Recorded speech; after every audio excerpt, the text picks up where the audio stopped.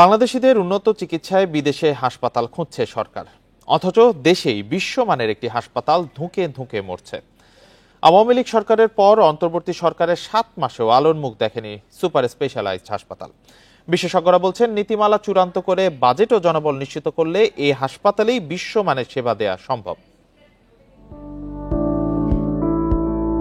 সিঙ্গাপুরের একটি হাসপাতালের আদলে শাহবাগে বানানো হয় সুপার স্পেশালাইজড হাসপাতাল। অবকাঠামো নির্মাণ ও যন্ত্রপাতি বসিয়েছে দক্ষিণ কোরিয়া। বিশ্বমানের চিকিৎসার সব আয়োজন থাকলেও উদ্বোধনের 3 বছর পরও মিলছে না সেবা। আওয়ামী লীগ সরকারের পতনের পর ভারতে মেডিকেল ভিসা পাওয়া কঠিন, এতে অনিশ্চয়তায় পড়েছেন হাজারো রোগী। এই অবস্থায় বাংলাদেশিদের জন্য চীনে 3টি হাসপাতাল ঠিক করেছে সরকার, অথচ অবহেলায় পড়ে আছে সুপার স্পেশালাইজড হাসপাতাল।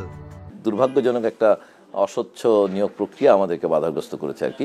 ওই হাসপাতাল ব্যবস্থাপনা বাংলাদেশের জন্য একেবারে একটা ইউনিক ব্যবস্থাপনা হতে হবে, এবং এইরকম ইউনিক ব্যবস্থাপনার জন্য আসলে আমাদের দেশে এখন পর্যন্ত ইভেন যে কর্পোরেট হাসপাতালগুলো আছে সেগুলো এটার সঙ্গে তুলনীয় নয়। অতএব অভিজ্ঞ ব্যবস্থাপক পাওয়াটা বেশ বড় চ্যালেঞ্জ হবে। কর্তৃপক্ষ বলছে, হাসপাতাল পরিচালনায় মূল পরিকল্পনা থেকে সরে যাওয়ায় সংকট তৈরি হয়েছে। পরিচালনায় আলাদা কমিটি, বরাদ্দ ও দক্ষ জনবল নিয়োগ ছাড়া উন্নত চিকিৎসা দেয়া সম্ভব নয়। গভর্নমেন্ট নীতিমালা দিয়ে যদি এটা পরিচালনা করা হয়, যেভাবে চলছিল এতদিন বা যেভাবে করা হয়েছে, আপনি যেটা বারবারই বলছেন এটা, যে সেভাবে হলে এটা কোনোদিন বিশ্বমানের এটা হতে পারবে না। কারণ আমাকে তো সেইভাবে দিতে হবে। আমি যদি নন প্র্যাকটিসিং করে দিই, তো নন প্র্যাকটিসিং যদি করে দেই, তাকে তো আমাকে সেভাবে একটা, আমি সর্বোচ্চ দিতে না পারি, একটা মিনিমাম আমাকে হ্যান্ডসাম স্যালারি তো দিতে হবে তাকে আমাকে। অভিযোগ রয়েছে, অদক্ষ জনবল নিয়োগ করে হাসপাতালটির বড় ক্ষতি করেছে বিগত সরকার। ব্যাপক অনিয়মের প্রমাণ পাওয়ায় বাতিল করা হয়েছে সব নিয়োগ। ক্যাফেটেরিয়া, ফার্মেসি এবং ব্যাংকের বুথ বসানো নিয়েও পাওয়া গেছে অনিয়ম। সরকার চেয়েছিল রোগীদের যাতে বিদেশে চিকিৎসা নিতে না হয়, সেই জন্য বানানো হয়েছে আন্তর্জাতিক মানের এই হাসপাতালটি।